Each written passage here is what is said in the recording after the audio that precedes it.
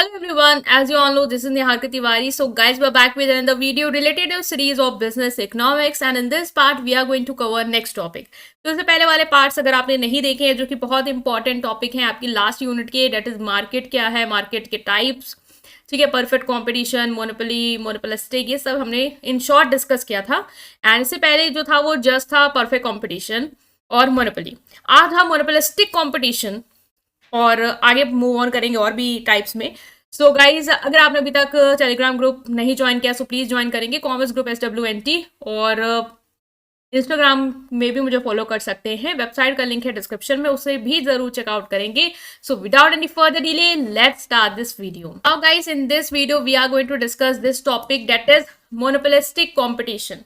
ठीक है, आज हम समझेंगे कि मोनोपोलिस्टिक कॉम्पिटिशन जो है वो क्या होता है और डिस्कस करेंगे इसके मीनिंग को, ठीक है, फीचर्स को और रेवेन्यूज कर्व को लेके डिस्कस करेंगे।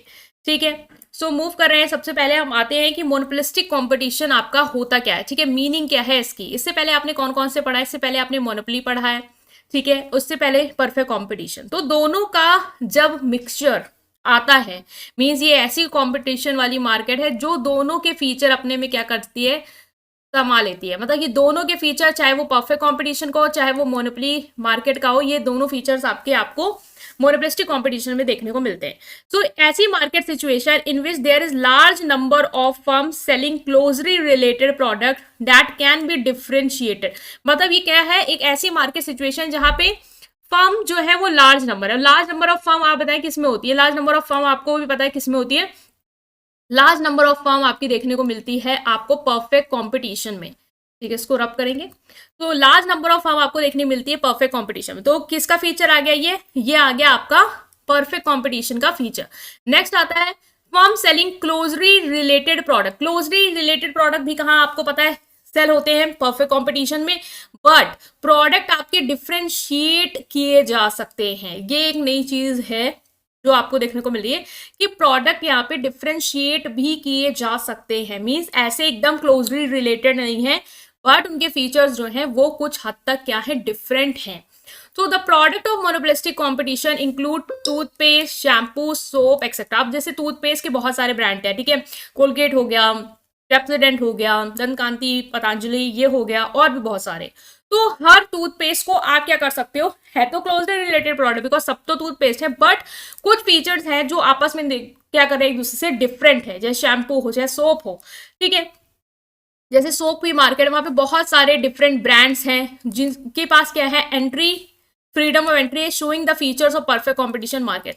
मींस इसमें क्या है कि बहुत सारे ब्रांड्स हैं, हर ब्रांड्स के प्रोडक्ट में क्या है, कुछ ना कुछ डिफरेंशिएशन है, एकदम क्लोजली रिलेटेड प्रोडक्ट नहीं है, फीचर्स जो है वो डिफरेंशिएट है, तो अपने प्रोडक्ट को डिफरेंशिएट कर सकते हैं। और यहाँ पे फ्रीडम है एंट्री की, मतलब फर्म्स आराम से एंटर कर सकती हैं अपने नए नए ब्रांड्स, अपने नए नए फीचर्स के साथ। ये भी किसका है फीचर? आपको परफेक्ट कंपटीशन का।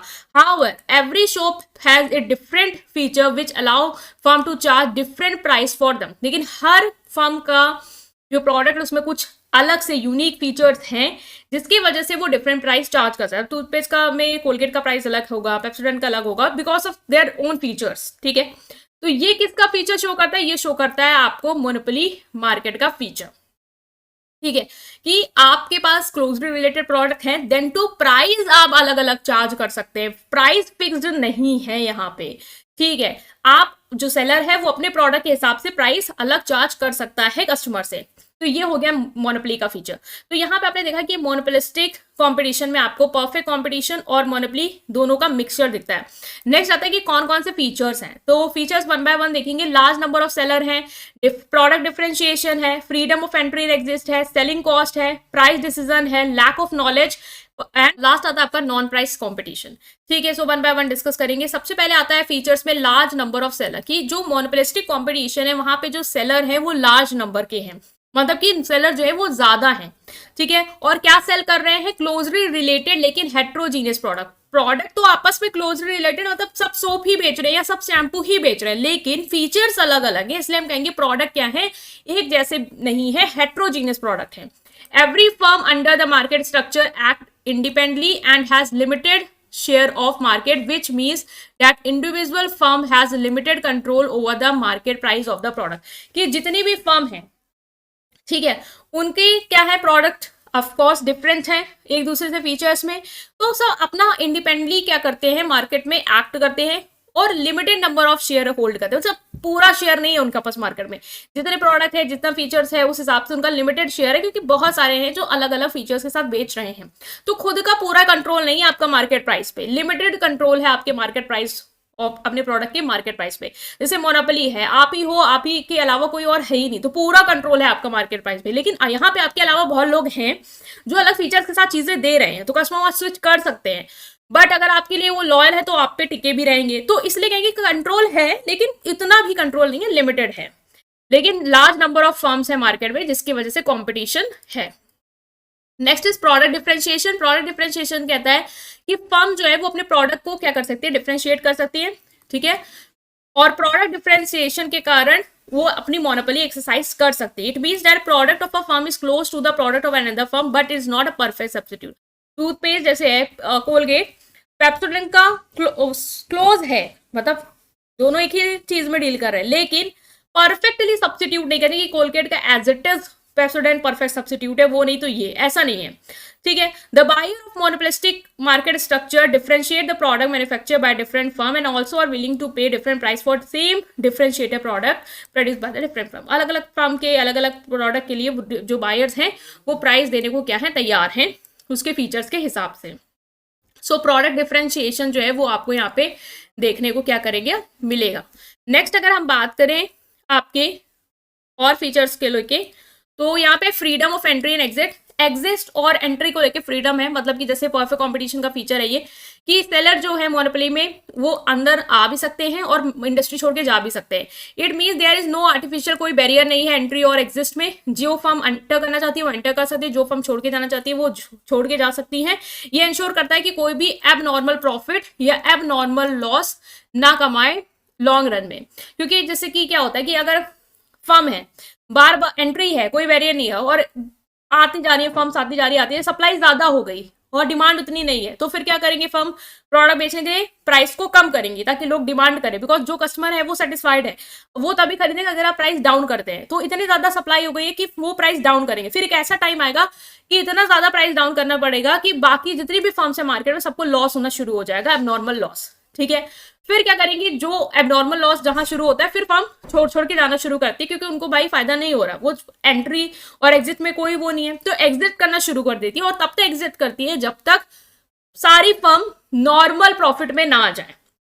इसीलिए ये इंश्योर करता है कि एंट्री और एग्जिट में फ्रीडम है ताकि नॉर्मल प्रॉफिट ही अर्न हो, एब नॉर्मल प्रॉफिट और लॉस वाली सिचुएशन ना बने।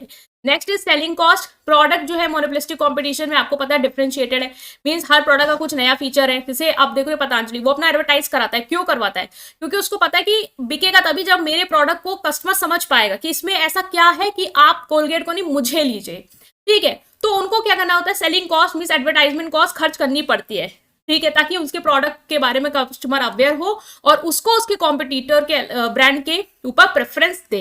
जैसे मोनोपोली में पढ़ा था आपने कि सेलिंग कॉस्ट इनकर करने की जरूरत नहीं थी वहां पे, बट यहाँ पे होती है। Next is pricing decision. Pricing decision क्या है कि फर्म जो है under monopolistic competition are neither price maker और प्राइस टेकर, ना प्राइस मेकर है ना प्राइस टेकर है। However, as the firm produce unique and differentiated product from each other, each firm has partial control over the price of the product. लेकिन हर firm कुछ unique product दे रही है तो कुछ ना कुछ हद तक कंट्रोल है उसके प्रोडक्ट के प्राइस पे। बिकॉज ऑफ कोर्स जो कस्टमर उस ब्रांड से ज्यादा अटैच है, जैसे आप लोग हैं नाइकी से, आप लोग एप्पल, इस सब ब्रांड से अटैच हैं, तो भाई वो जितना भी प्राइस आपको दे रहा है वो आप उसको पे करोगे, तो उसका उस पर कंट्रोल है प्राइस पे। वो अपने हिसाब से प्राइस चार्ज कर सकता है अपने कस्टमर की स्ट्रेंथ या अपने कस्टमर की लॉयल्टी को देखते हुए। Lack of perfect knowledge. Buyer and seller के पास क्या है, परफेक्ट नॉलेज नहीं होती है। अब बायर को पता तो है नहीं कि प्रोडक्ट जो है उसके क्या फीचर्स हैं, कैसे डिफरेंशिएटेड है, सबको अवेयर कराने की सेलिंग कॉस्ट इंकर करनी पड़ी है सेलर को ताकि पता चले। तो यहाँ पे बायर अवेयर नहीं है और कस्टमर जो है सेलर जो है उसको भी मार्केट की उतनी परफेक्ट नॉलेज नहीं है। यहाँ पे ये अज्यूम करना है कि वो भी अनअवेयर है कि मार्केट में कंडीशन क्या चल रही, टेस्ट में परफेक्ट कैसे बदल रहा है, ये वो।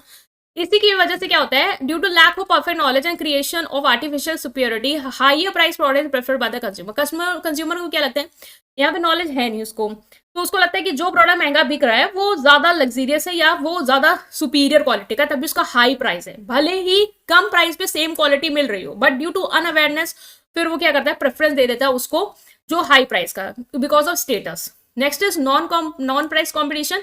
मोनोपोलिस्टिक कॉम्पिटिशन में exist only price competition but also non price competition. सिर्फ प्राइस कॉम्पिटिशन नहीं, नॉन प्राइस कॉम्पिटिशन भी होता है। Non price competition means competing with other firm by offering them gift, better credit terms etcetera. It is done by firm without changing the price of the product. Product का price नहीं बदलेंगे, इसके अलावा हम क्या करेंगे, उसको कुछ गिफ्ट या बेटर क्रेडिट टर्म्स ऑफर करेंगे जिससे हमारा कस्टमर जो है वो हमारे प्रोडक्ट को प्रेफरेंस दे as compare to our competitor.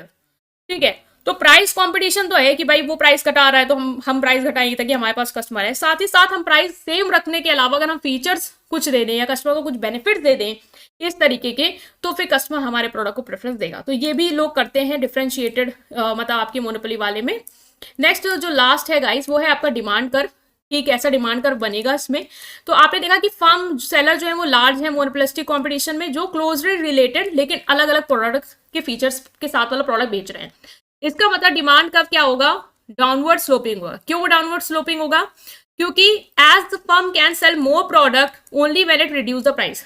ठीक है, अगर एक मोनोपोलिस्टिक फर्म को अपने प्रोडक्ट को बेचना है तो अगर वो प्राइस रिड्यूस करता है तभी वो ज्यादा से ज्यादा क्वांटिटी को बेच पाएगा। अदरवाइज क्लोजली रिलेटेड प्रोडक्ट अलग फीचर के साथ अवेलेबल हैं, ठीक है, जो कस्टमर प्रेफरेंस देके फिर आपके प्रोडक्ट के अलावा वहां स्विच कर जाएगा। तो अगर आपको अपनी क्वांटिटी को ज्यादा से ज्यादा कस्टमर को बेचना है तो वो कस्टमर को, तो जो तुम्हारे लॉयल्टी के लिए हैं वो तो चलो आपको प्रेफरेंस देंगे, बट जो लॉयल नहीं है, जिनको प्राइस से मैटर करता है, फिर वो तो दूसरे को प्रेफरेंस देंगे ना। तो अगर आप उनको भी कैप्चर करना चाहते हो, ज्यादा से ज्यादा प्रोडक्ट बेचना चाहते हो, आपको प्राइस रिड्यूस करना पड़ेगा। इसीलिए डिमांड कर्व कैसे जाएगा आपका, डाउनवर्ड स्लोपिंग। ये देखिए डाउनवर्ड स्लोपिंग, प्राइस पी पे आप क्यू बेच रहे थे लेकिन P1 पे आप Q1 आउटपुट बेच पा रहे हो, ज्यादा से ज्यादा क्वांटिटी बेच पा रहे हो। तो ये अपना नेगेटिव स्लोप है, डाउनवर्ड कर्व है, means they can sell more product only when the price of the product decreases. ठीक है गाइस, तो हमने यहाँ पे डिस्कस करा है आपके इस टॉपिक को। आई होप आप समझ पाए। स्टिल कोई भी डाउट है कमेंट सेक्शन में पूछेंगे, वीडियो को लाइक करेंगे, चैनल को सब्सक्राइब करेंगे। Thank you.